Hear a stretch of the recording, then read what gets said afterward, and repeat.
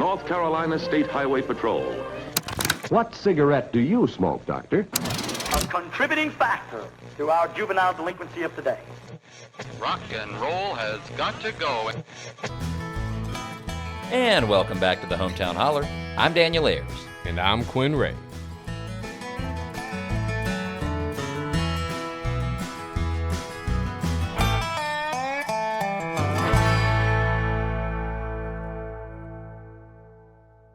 Three, two, one.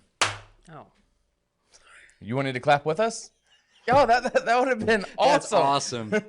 We're all going to clap. I can't believe that's never happened. I know. I thought we were all syncing sound. I thought we were all syncing sound. No, it's funny because that's never happened before, but now that that's happened, it's making me think, why is this the first time that's happened? That nobody's decided to Whenever clap I've with done it. screen tests before, we've done the clap test at the same time, so everybody's audio. Yes, yes. That's hilarious. Try to do it loud enough. I don't have a clicker, but yeah, maybe My we bad. should ask the We people might to just do it start again. there, honestly. Yeah, That was you got to click. Oh, that was so good. All right. 3, 2, 1. Well, hey, man. Hey, man. I've always wanted, we've been doing this for a year and a half, and Yep. I've always wanted to do this. What is that? Well, dress up for one. I like that. And then, more importantly, the dress up's cool. You know, I'm excited about that. I but- like your attire. Thank you. I like your attire. Well, thank you. Like you I don't know if this is probably not what you're going for, but it's giving me like Live and Let Die vibes. James Bond, voodoo, like early 70s. I can't remember the guy. I know the I the give chick you in whatever that was you want, Solitaire, but that's my Quinn. But no, I've always wanted to start an episode with a few Quaverina joke.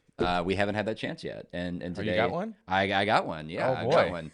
Oh, boy. You may already know this one, so if you know it, just be a good sport and Clap along. clap along. But spoiler alert, our guest today has got some ties to Fuquay Arena. But there's this guy driving from the mountains to the coast, and first time, getting out of the mountains, and he's driving through the Piedmont. He's on 64, and then he gets off. He's going to go down towards Wilmington, and he's passing through this town, and he sees a sign for Fuquay Arena.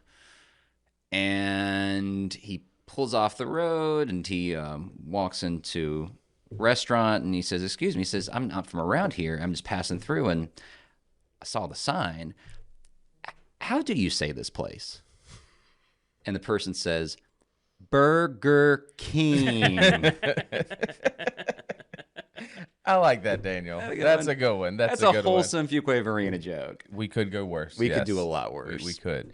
But we do have somebody who's super awesome. Yep. I was scrolling Instagram as I normally do, and I came across this lady who was talking about, I think Andre the Giant had some farmland in North Carolina. That is such a Quinn Ray social media feed right there. Yeah, for sure. Andre the Giant farming. Yes.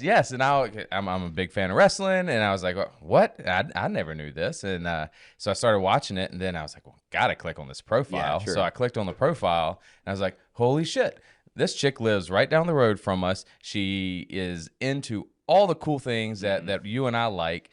We got to have her on the show because on the Holler, we're not just, I know we talk a lot of politics, but this is also just Tar Heel life. And she is a North Carolina native, Miss Liz with a Z Pardue. Liz Z. Pardue. Liz Z. Pardue. And it gets cooler from there. There's a Burlington connection. She is. She was born in Burlington, which this is where our studio is, and now her family went to all the high school down here.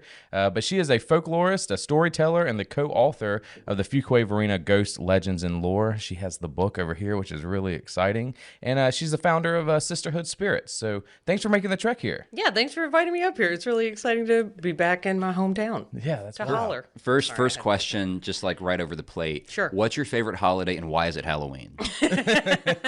There's so many reasons. First of all, I was a Girl Scout, and the founder of Girl Scouts' birthday was Halloween, so we got Really? Yeah, Julia Gordon-Low was born on October 31st.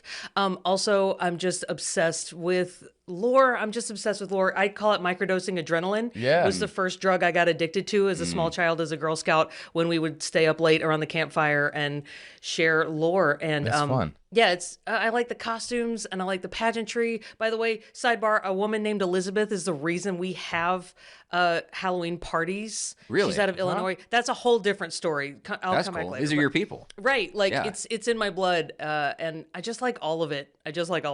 I like the candy. I like costumes. I like freaking each other out. Yeah. Oh, for sure. It's actually, I think I go back and forth because obviously Christmas is great, but I do think Halloween might be my favorite. I have some of the Some of my best memories are Halloween I have a memories. theory that Halloween is everybody's favorite because there's no obligations. That's right. Right. And you can cut loose. Absolutely. It is kind of a make it what you want holiday. They're Absolutely. very limited expectation. The only expectation is like have fun. Right. Well, and I can microdose or macrodose at Halloween, and That's true. cannot do that. Like I at said, the only Christmas expectation parties. is have fun. Yeah. Yes. And you can party at your own level. And if you want to create a whole horrible crime scene in your front yard, it's completely legal to And do normal. That's true. That's Right. true.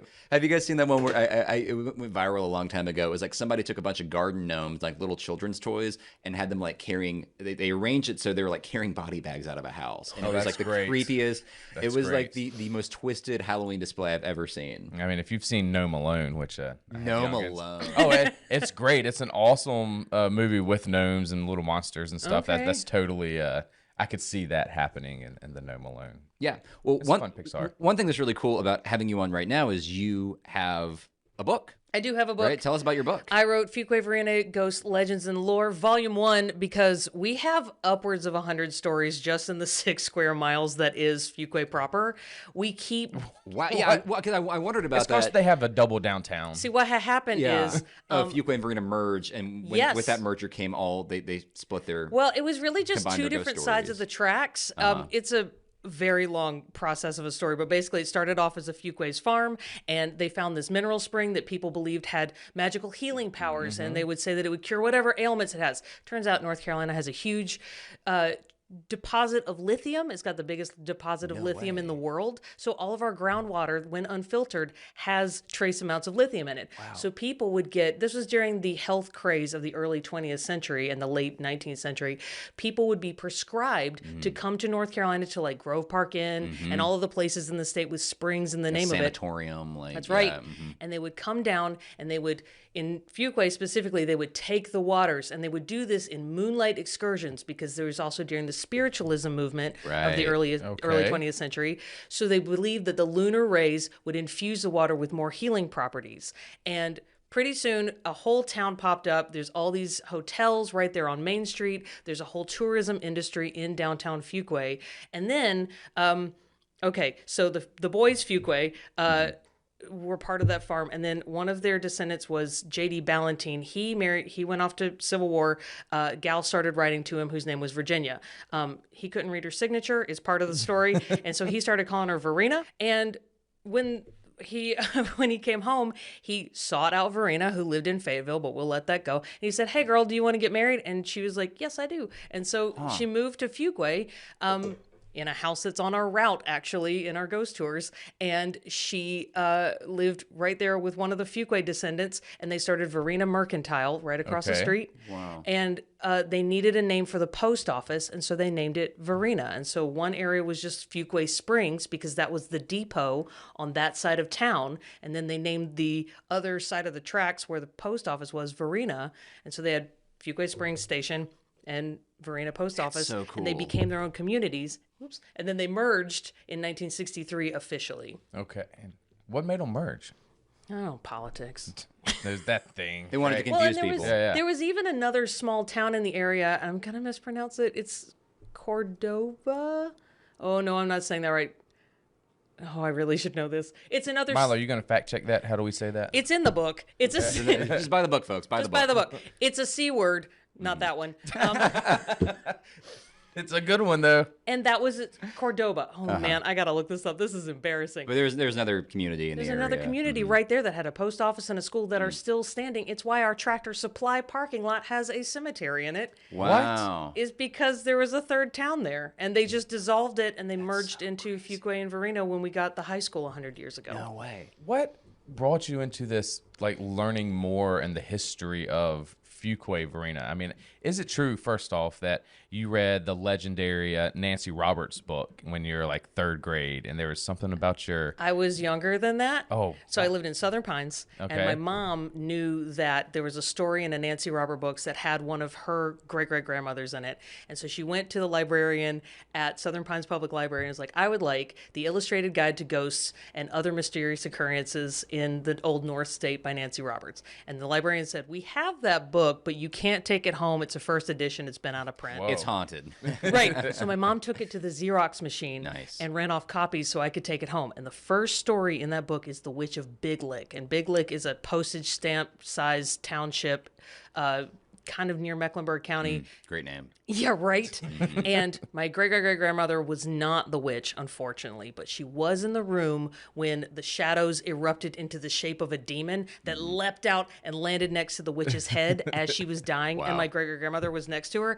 And the witch looks at my grandmother and says, "Don't worry, honey, it's the devil come for my soul." And then she died. And I read that when I was 8 years old. Oh, that's easy From a reading. book my mom smuggled out of the public library, and I was hooked, and I was like, I want to do this forever. So now when I travel, I ask everybody what their ghost story is. If I get into an Uber in a different city, I'm asking the guy. If I get into a tour, like I was in the Caymans and I was in the galley with the rest of the crew asking them about duppies, and I just like to learn about local history through its folklore, specifically through people's personal experiences. So, oh man, there's so much I want to comment on there. First of all, Spit it out. I think the origin of place names is really interesting. Burlington, named after the bull. You've heard that story? I have not heard that So story. Burlington got its name after the Civil War. South was, firewood. It was ruins, right? It was it had been torched and everybody was gone, right? If you look Right. at fun fact, the state of Mississippi's budget in the year 1866, a fifth of it was spent on prosthetic limbs. Yeah, like the South was like in a bad place, right? Yeah. And so after the war, during Reconstruction, a group, I don't think they were Quakers, but some group of civically, humanistically minded folks up in New England pitched in, I guess, pulled their money together and bought a bull and sent it down to this part of the Carolinas. A bull? A singular single bull. bull? Singular. bull. Because there were my understanding is, and this is where the kind of the folklore comes in. There were many cows, but they needed to make more cows, and You do that with a bull? You do that with a bull. Okay. So they sent us a slut cow? They Yes. sent us a slut cow. That's exactly right. And they named him, the people around here named him Burlington after where he came from, Burlington, Vermont, evidently. Oh my God. And this cow, literally just ran around the county impregnating other cows. And that was, so we are named after a very prolific bovine. That is interesting because the only thing I know about Burlington, Vermont, I know two things. I like when I was with the band going to Nectar's, and then my favorite band, Fish, is from Vermont. Bernie Sanders, also from Vermont. Yeah, but Ben not, and Jerry's, not also from not Vermont. Burlington, Vermont. He was mayor of specifically. Burlington, I think. Was he? Yeah. At least that's what I. Yep. Okay. Yeah. Milo's nodding, so it must be true. It's got to be true. So that was the one thing was that I think the origins of place names are interesting. You mentioned Big Lick. Yes. I'm wondering if that's related to. I went to school in Roanoke, Virginia, and Roanoke used to be called Big Lick.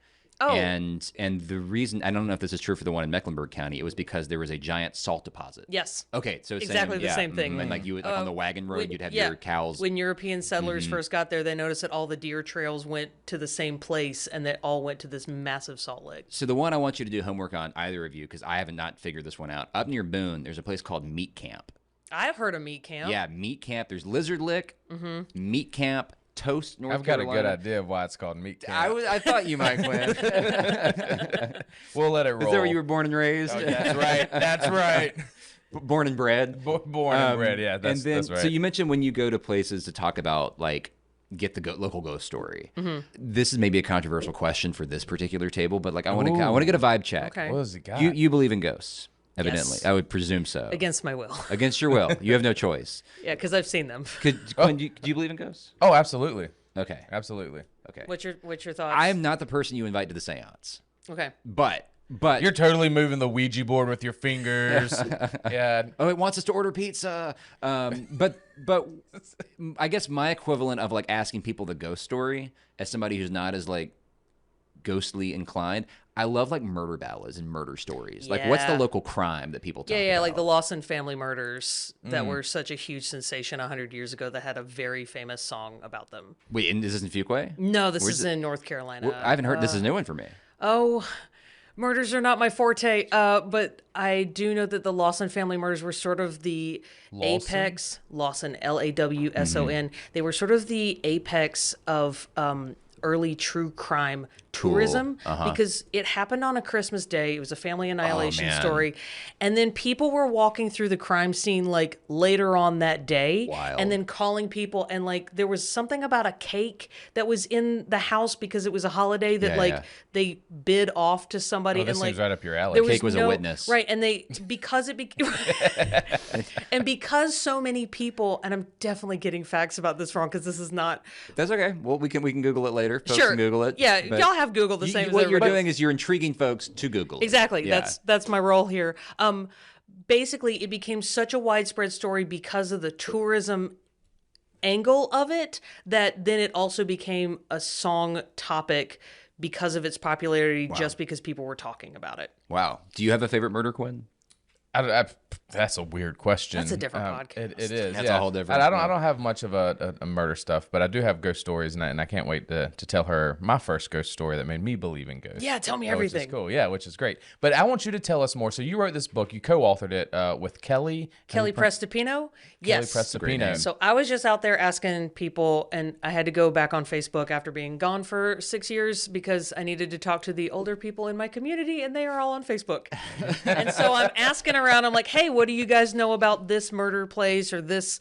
And I went to the Historical Society and I talked to them about local scandals. We had a mayor who was assassinated in office. Wow. And he had a... Whoa, political violence was happening back then too? Oh, yeah. Okay, got it. Well, this was 1952. It wasn't that long That ago. far ago. But Wow. he had a bed and breakfast that is still being run as a bed and breakfast by a man who was our mayor for 20 years. Is that where he was bumped off? No, he was Okay. bumped off in his office. In fact, you can go to the Fuquay-Varina Historical Society and see the desk with the bullet hole in it. Really? Yeah, it was bonkers. Like, Yeah, that's really bonkers. and like Shirley Simmons, who directs, is like, anyway, you can lean over and just see the bullet hole. And I'm like, yo, this went through a person? What are you saying? And so That's awesome. But his wife haunts their old house. And anyway, so I'm out there like we like to hear a ghost story and then investigate the history behind it. Like, who could this be and who owned this building and where were they from and kind of connect the dots. And Kelly saw me snooping around on Facebook and dropped into my DMs and was like, hey, do you want a collaborator? And I was like, dear God, yes, because my organizational skills are terrible. And she's an editor. And she runs she's the advisor of the student newspaper in Fuquay-Varina. My kid has been her student, which is cool. strange. And she did a lot of the deep digging and research. She's the one who's driving out to the abandoned insane asylum to take pictures of where the assassin of our former mayor was imprisoned afterward. And she's doing all that kind Doing of field like work. literally, like she went to a literal field to find his unmarked grave. That is wild. That's super cool. Yeah, she's awesome, and that's the kind of collaboration that we've brought to. that's great. I'm the one who's going to show up in a stranger's face and ask them about their ghosts and be the weirdo in public, and then Right. she's going to go behind the scenes and sit in a library for hours until she finds a newspaper clipping about somebody. Yeah, I think that's one of the cool things about your book is you didn't just hear, Marnie telling a story about a ghost and you just took it and made it itself. You found historical documents, newspapers, going to museums and asking people the same story if they've heard this story. So how did y'all decide to go that deep into it? Like, what was the process? It was like a trifecta of trying to find We're things. nosy bitches who want to find out. I We're just love nosy. that. So many great projects begin on that premise. We just keep asking questions and we're like, oh, well, we just found out about this guy and he came from this place. Well, let's go find out about this place and see if there's more stuff. And then sometimes a story that starts off really simply turns into an epic, like, deep dive that goes in a number of directions. And, like I said, somebody will come to us with a ghost story and then we find out the history of that house. And then once we get there and investigate, we find out that there's been media. I don't know what do you call a gaggle of mediums? I think mediums. Plural. Yeah, I think it's mediums. I don't think it's media. Right, no, Yeah, that sounds mediums. crazy. Yeah. No, Yeah. it's a murder of media. It's a murder of medias. But we'll go ask that group of mediums about their research there and what they found. And then I had that same group of mediums come and explore the neighborhood and see what else they could find. And Okay, this is my skeptic coming out. Sure. Do you find that mediums are reliable historians? The answer is yes, Daniel. Okay, so Like, here's are they? I guess are they guided by intuition? Do they like go to the archives and like go to the the microfiche and right. the microfiche? Like, So what's here's the thing. I am a huge skeptic, and Yeah. the reason I believe what I believe is because I cannot prove what I've seen and experienced otherwise. And so when I have mediums come out or I speak to one, I give them nothing. And I Right. ask them for a cold read in the space. And a lot of times they have corroborated what I have heard elsewhere that is not published anywhere that we could not research and find. They've told me things that only I could possibly know, which is a whole different... That's kind of eerie. Yeah. Yeah. It's bonkers. Yeah. And they've been able to corroborate what other sources have told me that are independent of each other and not publishable, or these are people that don't know each other and have no reason to connect. So no, I'll have a medium come through a space and say, I'm getting a vibe about this. And then I'll go research to see if there's any truth to it. That's Wow. pretty cool. Yeah. And if there's not, I'll be like, all right, we just leave that part of the story Sure. out. That's not it. Maybe you were having a bad day. Anything in your research surprise you where like you've heard these oral stories and then you start digging for articles and newspaper clippings where it just doesn't match up and it was like, this seems like this is not working. Actually, no. See, that makes it even wild. It does make it wilder. In You fact, treat this stuff like a community memory opposed to just like And- scares. here's another thing that we found. There are a lot of stories that we've had to leave out, but there are stories of racial violence in spaces where when I've tried to follow up with people, there's a real wall there where it's like...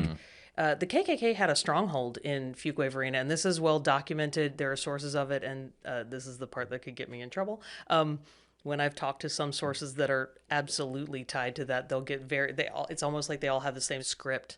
And we'll say Shut like, the fuck up. well, I'll see their body Tied language. to it as in like they're affiliated with the families. Klan, or Yeah, like okay. their families were part of it and they were alive for it. And they'll get very still and say, "There's no recorded documentation of that." And like I'll be talking about a thing that happened where there's an oral history and there's an oral recording of that thing, but there's no police report of that. Wow. It's really, Yeah, that's a little eerie. which makes me want to tell it more. because it's not a denial. I'm gonna tell everybody. That's really Yeah, I mean, I think that's what is folklore, right? Is like it's the story of the community and the people. Because normally, like written history is about generals and electeds and just powerful people. it's a very bottom up. Yeah, it tells how grassroots. life was and how the ordinary person doesn't get left behind in history. Right. And so that's really cool. Are you guys familiar? I mean, we have some list of like famous Tar Heel tall tales, folklore. The Devil's Tramping Ground, obviously, is course. one to a lot of folks Yep. know. You have Lydia's Bridge on here, which is cool. Yes, was just out there last week. That's kind of a more recent one though, because it involves cars, right? There's a car. That's wreck. correct. There was a Yeah. car accident in 1920 Yeah. where the story goes that a woman named Lydia was on her way home from prom and she died in a car accident on a rainy night. And then her specter has been seen there in a white prom dress, and people will pull over to try to offer her help and she vanishes. What's crazy is a paranormal investigator / authors recently did some digging and found out that she was a real woman. She wasn't 19. Her name was Annie L. Jackson. She was 35 years old. She worked for Vicks Co. Whoa, like the vapor rub? Yeah, it was invented in North Carolina. Yeah. That was in our group I was gonna chat say that was in our today. group chat today. Yeah, exactly. Yeah. She True North worked- Carolina brand. She worked for Vicks Co. She was living in Jamestown, and she died in a car accident at that bridge in 1920.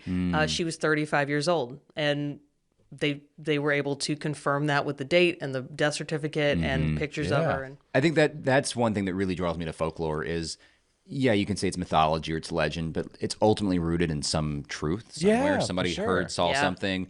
One of my favorite assignments I ever got to do, and I did this every year with my music class, and then in North Carolina history when I taught that, was talking about Omi Wise. If you're familiar with, I don't know if you guys are familiar with Omi Wise. not. It's not a ghost story. It's a murder ballad. So Doc Watson is the guy who's. There are many versions. His version is like my I favorite. like Doc Watson. I know about it. Shout out to my grandmother, Nancy Joe. I know Nancy. You know Nancy. Everybody knows Nancy.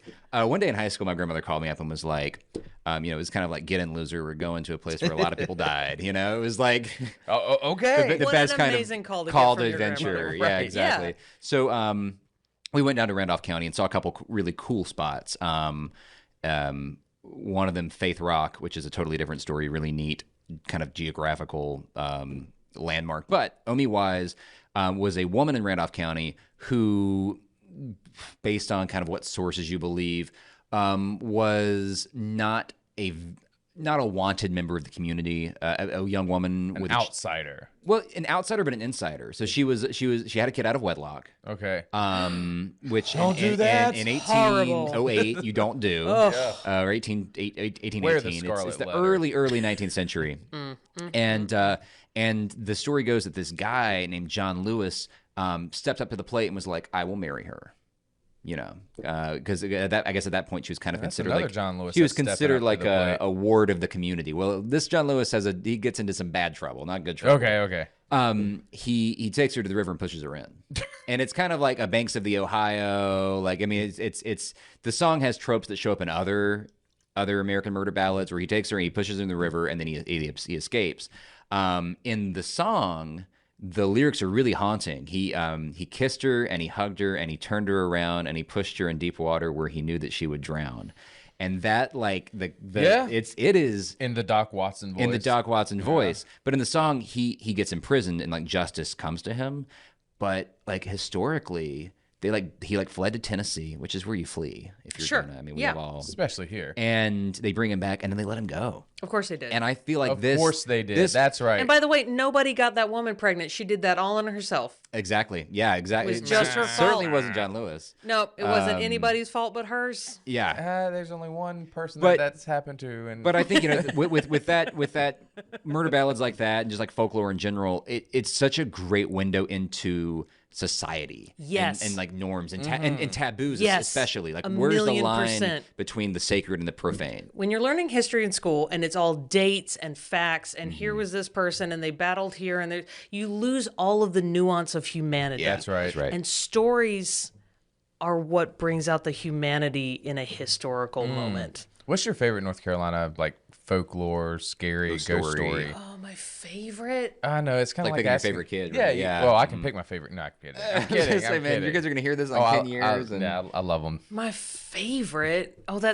do y'all have a favorite? Give me a minute. There's so many. I don't have a favorite. This is I'm Sophie's not choice. really well versed in some Yeah, ghost no, for me, stories. it's murders, like Tom Dooley, Omi Wise, like it's homicide for me. But if I had to pick a ghost story, I mentioned this one earlier. I'm thinking about all the stories I love, like they don't really have the suspension of disbelief for the superstition. But I mentioned Old Dry Fry, about the circuit riding Baptist preacher who goes to church with one of his congregants. He loves fried chicken and he like pops a chicken wing in the back of his throat and he chokes on it and dies. And This is so North Carolina. such a North Carolina. It was Bojangles. That's not true. Bojangles, don't sue me. And his congregant is like, oh my God, like I just killed like Reverend Dry Fry. Right. And nobody will believe that it was an accident. I have to get rid of the body. And so he takes him next door to his neighbor, props him up on the porch, like on his chin. And his neighbor looks out his window and sees a strange guy on his porch in the middle of the night and takes a shotgun and blows him away. And he comes on the porch and is like, I just killed the pastor. Like nobody will believe this.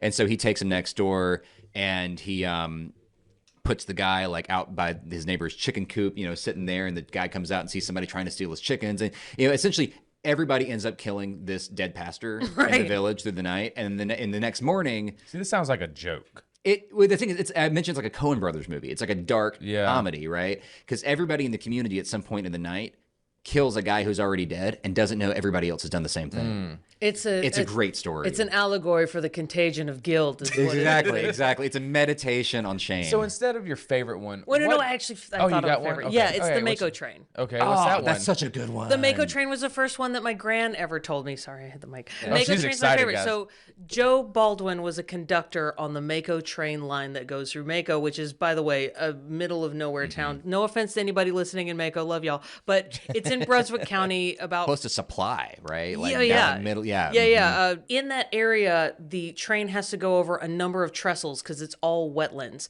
And at one point, the caboose becomes detached from the rest of a train, and Joe Baldwin is over a trestle in the pouring rain in a caboose that is just sitting in the middle of this wilderness wetland. Yeah. And he realizes he has to signal for the next train to slow down, or it will slam into the caboose and disaster. So He gets out of the caboose. He starts walking on the train tracks over the marshes in the pouring rain, and he starts swinging his lantern. And he can see that there's another train coming up in the distance, and it's barreling at him. And he starts swinging the lantern faster and faster. And of course, because it's raining, they don't see him in time, and they slam on the brakes, and they skid, and they slam into Joe Baldwin.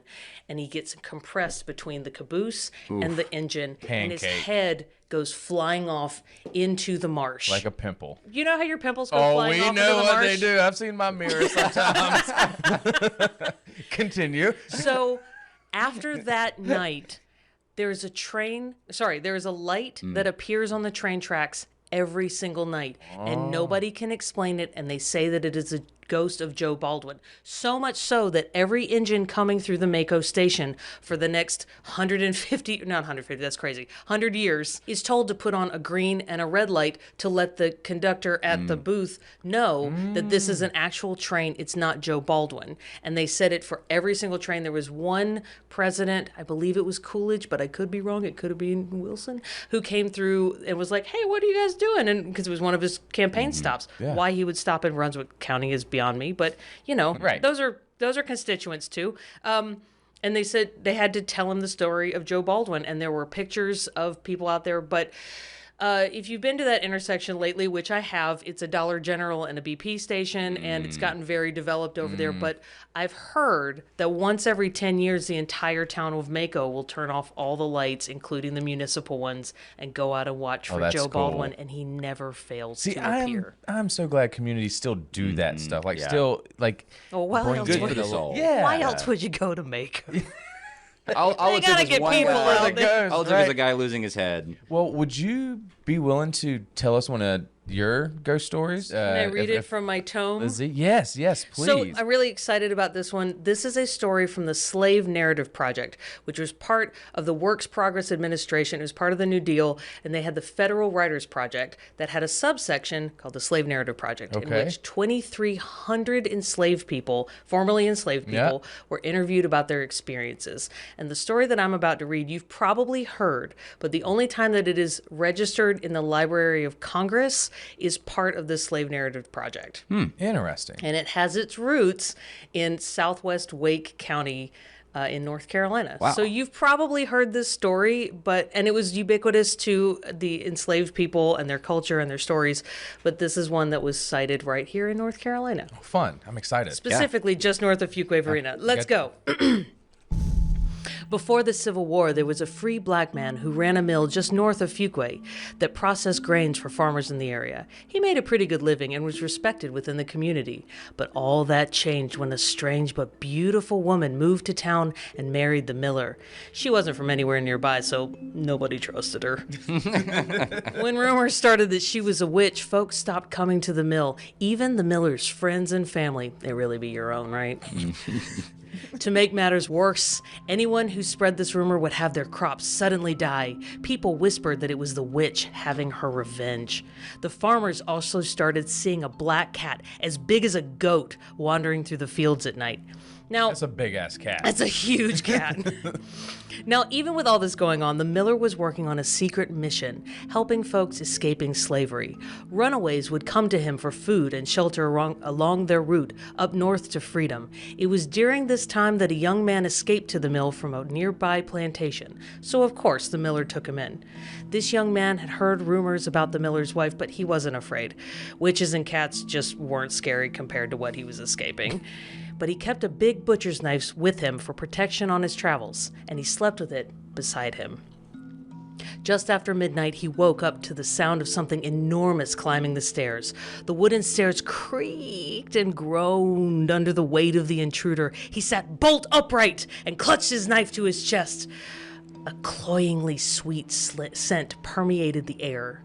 Moonlight through the small window revealed an enormous cat padding into the room. It was even more horrible than he'd heard. Its fur looked like black oil, and its eyes were so bright and red that they lit up the room. The cat hissed and lunged at him, but he threw his blankets between them. The sharp claws slashed through the blanket, just missing the man's chest. The saccharine scent that came from the cat's jowls churned his stomach as he managed to keep the feline snapping teeth away from his face. Please hold for a cheerwine break. That's right. Dun, dun, dun, dun, dun, dun, dun. This is so interesting. We can cut this right. It's. Yeah. I just want to say it's so cool because I've heard variations of this story. It's so cool to hear a story you think you know, and you're like, oh, this is a different story. Like the general thrust of it is the same, but there's some. And I'm excited to talk about it when you're done. But there's some details in this, and I'm like, I've never heard this before. Also, I'm used to telling this not with a book, and I'm realizing like how the language that I do when I'm telling it is different than just when you're reading it. Sure. Yeah. So that's why I had to take a break. All right. And we're back. That's my clap test. The knife fell on the mattress beside him as he struggled to keep up the thin wool barrier. The cat screamed and finally caught the edge of the blanket with a claw and yanked. Desperate, the man grabbed the knife and lopped off the paw that held the blanket with a powerful chop. Terrifying. Oh, yes. Yeah. The cat let out an ear-splitting scream and tumbled off the bed. It sniffed the bloody stump of a paw on the floor, and a growl rumbled through its chest. It glared up at the terrified man on the bed. He held the blood-stained knife in front of him. The cat huffed once more before limping down the stairs and into the night. Scared witless, the young man stayed up all night, clutching his knife and staring at the cat's paw on the floor until the moonlight turned into sunlight. When the miller came in the next morning, he was surprised to see the brave young man so frightened. Showing the paw as evidence, the man told the miller what had happened the night before. The miller ran to get his wife, who refused to get out of bed. Worried that the cat may have attacked her too, he flung the sheets off of her. To his horror, he saw that the sheets were soaked with blood, and her right hand had been cut clean off. The rumors were true. Ooh. She was a witch. The miller immediately banished her from the house and warned her never to come back again. She wrapped a sheet around her ruined arm and walked onto the porch in her blood-stained nightgown. She looked back over her shoulder at her husband. He locked eyes with her from the doorway. The miller thought it was his imagination, but for a split second, it seemed like her brown eyes glowed red. With an angry smirk, she turned away and began skulking down the road. No one ever heard from her again. After that, the crops came back, the farmers began to return to the mill, and the miller's business thrived once again. All was well for the little community, but sometimes, even to this day, when there is a bad harvest, farmers claim to see a giant black cat with fiery eyes wandering through the fields in the moonlight. Wow, that was awesome. That was fantastic. Thank you. That's such a good story. Yes. I was laughing at the end because that's a comparatively happy ending compared to because the version I'm familiar with. First of all, it's a Jack tale, the one that I heard. So it's like Jack, who's kind of a lazy dolt who gets lucky every time, and he's wandering through, I guess in this case, Fuquay-Varina, and he comes across the miller, and the miller's like, "Yeah, I keep hiring people, but they all die." And Jack's like, "Well, I need work, so I guess I'll work for you." And he ends up surviving the night and not dying. And a cat comes in. It's the same thing. It cuts off the paw, right? But the instead of the woman surviving, I guess, or walking off into the distance, the miller comes in the morning, finds Jack alive, and Jack's like, "Yeah, I think your wife might be a witch." And the miller's like, "I know what we have to do," and goes home. Apparently, there are other witches too. There's like a whole flock of them in the house with the thank you, a coven. You're right. A flock of them. We need to be PC about talking about witches. You're right. You're right. There's a coven of witches at the miller's house, and he doesn't go in and tell them to leave. He bars the door and burns the house down with them inside it. And that was the bedtime story I heard growing up. It ended with the shrieks of the women in the house as they transmorphed into cats and then burned to death. Well, and there's so many variations about where the paw takes on a life of its own, kind of a monkey's paw amalgamation. Yeah. That's cool. And what's cool about folklore, what's cool about folklore is, and there's a curse of it, and what's cool about folklore is that it's regional and it changes person to person, and part of the tradition is what you use to influence it. And I like it with the lens of an enslaved person who's already free and just trying to survive, and then he meets this beautiful woman, and she's bad news too. Yeah, he was just trying to get a lay, and holy shit. I mean, things can't got win. wild. No, I can't do it. So when you were researching this, and you said you can't disprove any of this stuff, right? And you're very skeptical. What made you feel like? What was your experience learning about this? Where you're like, this shit's kind of this is real. You mean about this one story? This one story. We have stories about beasts all over the area of Fuquay. There's a few different cryptids that people have seen. People have seen a wampus cat. What's a there's- wampus cat? A wampus cat is it's a Cherokee tradition of a cat who has been embodied by the spirit of a warrior woman who was out to seek revenge against the spirit of madness Damn. that had captured her husband. And It's a cat on a mission. it's a cat on a mission. Yeah. And there are Stay stories clear. about wampus cats specifically in the Uwaris. And people said they saw one of those in the Fuquay area. We have a beast in the area. Now, I think it's just something that got into contamination out there at Sharon Harris nuclear plant. But Chernobyl shit happening the here. thing is, Sharon Noble. people keep now that I've become the ghost lady of Fuquay, people are always in my DMs with recordings of things that they've seen, and I mean, I bet you get a bunch of I'm that getting stuff. weird shit. I'm getting videos of look like gorillas crossing Judd Parkway, and somebody is sending me.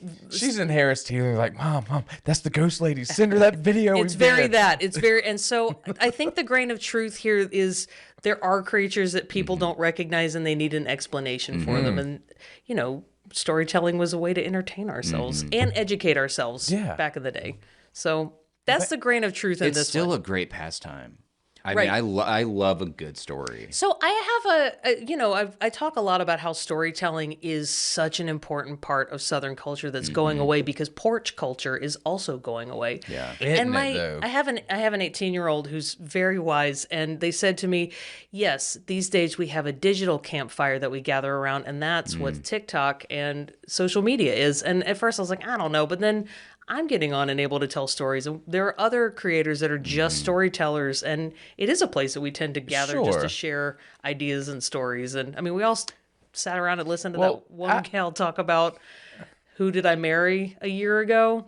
Remember? She had like a 20-part series about her marrying some con artist, and people tuned in. And Who is this? Oh, I'm not I think I tuned into totally, that yeah. one. oh yeah, about a year ago, this gal was on TikTok, and she just started sitting in her car talking to the internet, telling everybody like she married this con artist narcissist, and he ruined her life. And millions of people tuned in to listen to this woman just tell us a story. And I was like, this is still alive. This is still a thing that humans crave. Yeah, I think we definitely still do tell stories. I think one thing that I've noticed is like it used to be I say it used to be. I wasn't around for it, but I think at a certain time it was kind of like cursive or like it was like the thing you kind of had to know how to do.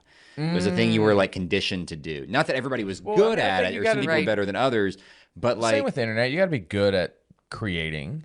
Yeah, I mean, well, yes, but I think it's a different skill set, right? So, like, when you're telling a story, you're developing something. There's a build. There's kind of there's a slow burn. On the internet, you have to be good at clickbait. You have to be good at like quick hits, empty calories. When I'm standing around with my friends, I don't have to create a hook that's going to keep them engaged in the first 5 seconds, And or so else they're going to like. That's look at right. somebody I think else. something's right. lost there. I think there's Well, like I'd be curious for the folks that listen to you just tell that story to tell us how you felt about it, because like sitting here, like live in person with you, It's different. Oh yeah, it was very captivating, and just the way you like changed voices and made the very terrifying sound effect with the knife stab. I mean, all of that I think plays into the storytelling. And your book, correct me if I'm wrong, did y'all do like short plays about it? Like you did a playwright and performed this stuff? We do ghost tours, and I have the ghosts of some of the folks featured in the book present their own stories, and that really brings it to life, and also makes it so I call it park and bark when a performer just stands there and monologues their own story. If you have them coming out and interacting with other characters and the audience members, they get to organically expose their information, which is fun, and people like being part of it, and they like meeting the spirit of Pauline Cozart at her house and hearing her talk about, or her be in denial that she's even a ghost. And, Right. So that's sort of why I was really inspired by Drunk History. When God, weren't we? yeah. When Drunk History was on, my kid was obsessed with watching, and we learned so much history that wasn't taught in schools. And I went to high school in South Carolina. I didn't know about Harriet Tubman's sorry. slave rebellion. Yeah, right. I didn't know about Harriet Tubman's slave rebellion, and it happened 2 hours from where I went to high school. Really? honestly, like you didn't learn about No. Harriet Tubman. No, And- until Drunk History came out, and so I'm sitting. Whoa. I'm sitting there watching it. I don't know, whenever it started coming on 8-9 years ago with my kid, who was probably too young to watch grown adults be drunk and tell No, stories. it's good for it. It's a learning experience. Yeah, but we got exposed, and I was like, oh, this is such a great way to educate. It's same as Sesame Street. I'm a huge Sesame Street Yeah. nerd. And so that's what we are doing, is giving a history tour of our town through really colorful stories that people will remember. I think that's a huge public service because I think one of the most overlooked forms of history is local history. Hard agree. 100%. It's and I'm guilty of this too. Like for most of my life, I didn't think the history of where I grew up was interesting. Yeah. And a big reason of why I find that now interesting is because I find it interesting for a lot of reasons, but like the gateway drug was like there was a massacre here in the Revolutionary War where like the Americans or the Patriots disguised themselves as British soldiers and like ran into camp and like impaled people in their sleep. I mean, like Yeah. those They like got your heart. oh my god, ready dude, to I was go. like, this is wicked. Like that happened, like. So I think the gore, the intrigue, the spookiness, right? Like I think there's a real educational value Yes, there. it's why I talk about, like, I wouldn't care about government corruption stories so much, but when I'm talking about the story about Blackbeard, yeah, absolutely. Yeah. Let's talk about how Blackbeard was in the pocket Yeah, of he was a Governor privateer, Charles. right? Yes, and Yeah. he had just laid siege to Charleston with the Avengers of Pirates, where they held Charleston Harbor. Yeah, he got 400 pirates together in awesome. multiple boats and held siege the Charleston Harbor captive so he could get a chest of medical supplies for his bros who had syphilis. I was gonna say probably a lot of STDs on the boats. And then they came back to North Carolina, and he paid off our Governor Charles Eden, so he could hang out here. And like, then Virginia had to send Captain Right. Maynard down to murk him on Ocracoke. None One of last that. job. Right. That's an interesting story. Tell me that. Yeah. And then Maynard like decided not to kill him at night because he's like, no, we're not going to attack drunken pirates at a party. That's a way to die. We're going to wait till the morning when they're hungover.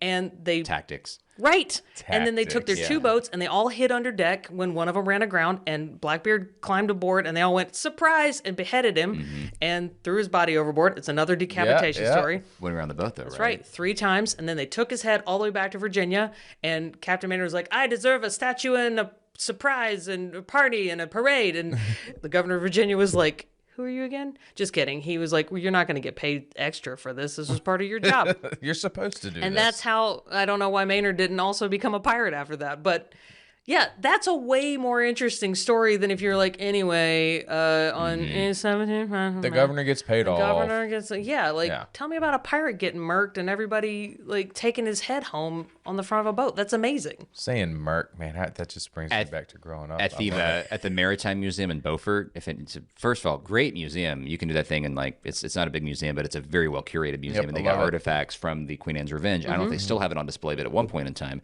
they had like an antique, very like a prototype of a syringe that the Blackbeard's crew used to inject themselves with treatments for their various venereal conditions. That they probably got when they laid siege to Charleston. By the way, 100%. he was only Charleston's Ragging on full of Charleston, yeah. like he was only in Sorry, service as Charleston. a We love pirate you. for like 2 years. Yeah, that's true. Mhm. Like Yeah, he yeah. wasn't in service very long Very at all. prolific career. Oh, there's Right? a factoid because it really just feels like he was just like he was the pirate. Like he just Yeah. He had good PR. Yeah. Really good 1,000%. Also, not for nothing, but North Carolinians are very proud of him. Like, we're still waving his flag, and Yeah, why not? Right? I mean, Yeah. he's our pirate. He's the that's my crazy cousin. That's Yeah, he's Right, like, he's that's like our Joe exactly Exotic, you know. Like we have Blackbeard. Way cooler, honestly. yeah. Well, Liz, this has been awesome. Thanks for coming down. Thank you so much for blast. having me. Yeah, can we do some quick rapid fire with you? Yeah. Halloween edition. Yes, please. Yeah, let's do some Halloween themed questions. Yeah, Sure. Halloween theme. So, what is your favorite Halloween themed movie? I'm not gonna lie. The first time I saw Hocus Pocus as a kid, it really messed me up because That one is spooky. they opening is suck a wild. kid's soul out of its body in the open. It's Yes. a Disney movie. Yeah. Yes. I watched so many. I really like Ari Aster horror movies Yeah. a lot. Yeah. Like every like Midsummer's a Midsummer's great. absolute masterpiece. But it's not Halloween theme. It's like Do you, spring. do you like Happy Robert Times. Eggers? Yes. Cool. What, are you? Did you see Nosferatu? I have to ask Quinn. I have not. I will say my favorite Halloween special that's the scariest is Garfield's Halloween Special. Also absolutely terrifying. It's from What? the 80s. Have you seen it? I have not. I'm mad I haven't. Please go watch it. It's Garfield really goofy Halloween until Special. suddenly it's terrifying. Terrifying. And I watched it when I was 4 and I could not sleep. And even now when I'm watching it, I'm do like, wanna this see is that. a lot for it's like 22 minutes long. Have you seen the Grinch Halloween special? Because there's How the Grinch Stole Christmas, but they do a Halloween one that most people haven't seen. Oh, I have not. It's called Grinch Night, and it's the Halloween Grinch, and it's really freaky. It's like, again, like, it's for a family, it's for kids, but you watch it and I saw it for the first time when I was like 6 or 7, and like it was genuinely disturbing. And I watched it again in college, like, scared me senseless. The thing that's even more terrifying to ponder is if it's a prequel or a sequel, because it came out after How the Grinch Stole Christmas. Mm-hmm. So the implication, to my mind, is that it's a sequel, which means the Grinch went went right back back to to his being a old bitch. shit, Yeah. and he's terrorizing Well, Whoville. he just had one good day. That's right. That's And we exactly all have right. If he one doesn't good get day. therapy, he's going to keep bleeding those wounds Anyway, all over people. it's scary because you and, actually, because know. in How the Grinch Stole Christmas, you never actually get to see why they're afraid of the Grinch. Right. But in this one, it's like, oh, that's why they're afraid of the Grinch. I get it. If I was a Who, I would be terrified. Well, the Jim Carrey one, you kind of They do get, yeah, they explore that a little bit more. Do you think The Nightmare Before Christmas, is it a Halloween movie or is that a Christmas movie? I think it's Halloween, right? It's Christmas to me. This is Halloween. This is care. Halloween. You don't care? Fair Oh enough, fair my enough. gosh. I'm sorry. Liz with a Z. What about Gremlins? Oh, that's a Christmas movie. Yeah, it's totally a Christmas A million movie. % it's a Christmas Yes. movie. What about Over the Garden Wall? I liked it. I didn't get too liked into it. I liked it. Cool. It was lovely. I Did you loved do it. any of the traditional, like the Jasons, Freddy's, Chucky I type got into stuff? those really late. Okay, so here's a funny thing about me. I'm a weenie. Like, I'm a real fraidy cat. So, Bullshit. correct. Also, anytime I have seen a ghost, it has been against my will. So I only when I became an adult was I okay enough to get into horror movies. Okay. And so I got into all that stuff way too late to appreciate it. Like the first time I saw The Exorcist, I was like 30 and I was like, this is goofy as hell. Like there's nothing. And I remember Right. hearing like, this is the scariest movie you've ever. Yeah, people had It's that still one up. ranked I do there. have a crazy story about a horror movie though. I was working at the Green River Preserve in 1999 that summer, and there was a big, tall, gay guy named Will Smith, and he was like, "Hey, my friends have put together this movie. I'd like to show it." So we sat in this cabin in the middle of it's in Cedar Mountain, just outside Brevard. Mm-hmm. And we're in the staff cabin, and he puts in this movie, and it looks like a home movie, and it's about some people that are camping, and they're looking for some witches, and we were kind of making fun of it. And we're just like, what is this? This is garbage. And so it becomes this like in joke at the camp for the next like 3 weeks, because we were completely cut off from the world at, up there in this preserve. movie. Uh-huh. It was very that. Who would ever And it watch became this? this thing, and like Will was like, "Oh, this is my part. I actually helped right here," and I'm like scratching the tent, or I did this set piece, or I did that makeup, or whatever. And we're all kind of like, it became this like joke. Like we started like making it an in joke at camp. We're like, this is some dumb. And then I go to town in between sessions because it was like 2 and 3 week sessions, and I get a Rolling Stone magazine, and I'll never forget. I'm sitting there reading it, and I open this full page spread for the Blair Witch Project, and I turn around I'm like, Will, is this your friend's movie we've been watching for like 3 weeks? And he's like, oh my God, I knew they got picked up. I didn't know it was doing so well.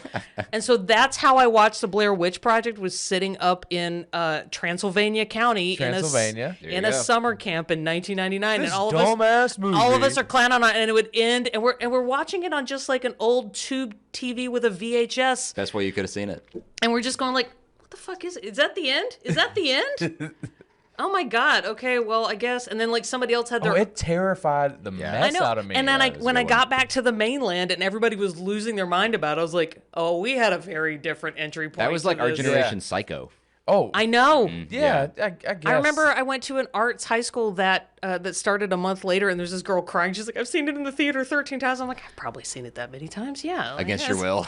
Yeah, like I was just starting high school, and my parents moved out to Mebane, and we were in the middle of the woods, and me and my buddy set up and watched it. And so like I didn't know my house at the time, and I'm in the middle of the woods. Like that thing scared the mess out of me.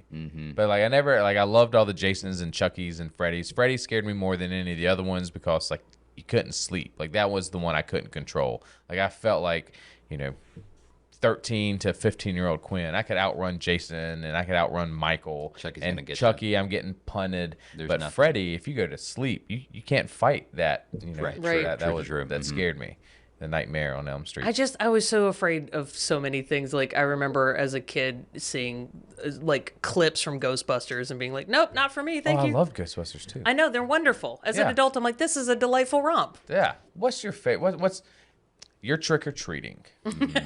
What do you? What you hope- looking for? Yeah. When you knock on that door, what are you wanting Bernice to drop in to that Halloween bag? I want them milk duds. Oh, you Milk can have duds. them. Take them. I want those milk duds. This was a really good conversation. It's a shame to end on this note. I was really enjoying Milk Duds this. is my movie candy. All right, I got another I'm having unpopular. like a gag reflex reaction to this. This is going to be worse. Oh, Are you God, ready? this candy I corn. only like dots at Halloween. They come in the same bags. They're little. Oh, we know what dots I know, are. But yeah. I only It's, like the pink and red ones and the orange ones. That's like saying I only like fruitcake at Christmas. It's like it's still fruitcake. It's still fruitcake. I It's still know. dots. I know. I won't ever. Dots and Milk Duds. So you're not looking for that like king size Snickers or Kit Kats or No, 'cause I Milky can buy Ways. that. Yeah, okay, I can fair. get that anytime I want. Yeah, I see what Milk you're going. duds only happen at the movies and at Halloween, and dots only happen like that one time a year. And also, I will eat my body weight in Tootsie Rolls. Tootsie Rolls are good. I can do some Stick Tootsie them beneath your knee. Tuck your knee in. Cook them a little bit. Get them kind of warm and soft, and then pop them. That's incredible. Call it cooking a Tootsie. It is. Cooking a Tootsie. Well, on that note, Learned that from my Daniel. Uncle Eric. Shout out. We go up to Busch Gardens and he'd get a whole bag of them and he'd be like, "Guys, boys, put this under your knee and try it at home." So, Cooking well, I a am. I'm going to go home and see I'm how gonna that go home and works. cook me some Tootsies. There you go. Liz, where can folks find you? I am at Liz Z. Pardue. You can book me for your storytelling events or your lecture series. I like to go to libraries and community colleges and elementary schools and tell them about all the weird and terrifying things that have happened in this state. Yeah, I'm at Liz Z. Pardue. Pretty much everywhere. Pretty much online, on the gram, on TikTok. Is there a volume 2 coming out? Yes. When's that? Hopefully next year. Okay. We've been working on it for a year now. We've got 30 stories locked and loaded for that, and we've got another 15 for volume 3. That's why I went ahead and named it volume 1 when I published. I was like, we've got a lot. And can people buy that directly from you? Because, I mean, or go online? Where can they buy Yeah, the keep book? them in my coat. Right here. Check out my watch. Want to buy some Fuquay Verena's ghost stories? You want any ghost stories? Need some candy. Yeah, you can buy them on Amazon. Where you can That's buy where them. I bought mine. That's fine. Okay, I felt bad, kind of. And if you're Not really. local to Fuquay, you can buy them at the K&B Marketplace and the Vine. But yeah, buy them on Amazon. That's where we got them most. Awesome. And folks, if you haven't already, become a patron of the Hometown Holler. Help us keep hollering every Monday. And that's it. Have a wonderful Halloween, right? Yeah, This is Halloween. It's Friday that for you time of guys. year. So go out. Don't ask on Facebook, when are we trick-or-treating? It's fucking Friday. It's Halloween. You go trick-or-treat on Halloween. And be safe. And if there's any drugs in your candy, our address is... I'm going to stop you right there, Quinn. I'm going to stop you right there. Yeah, be safe, everybody. Enjoy the weekend. Don't party too hard. Looking at you, Quinn. And Liz, thank you again Thank you for so much. joining Happy us. Halloween, y'all. Happy Halloween.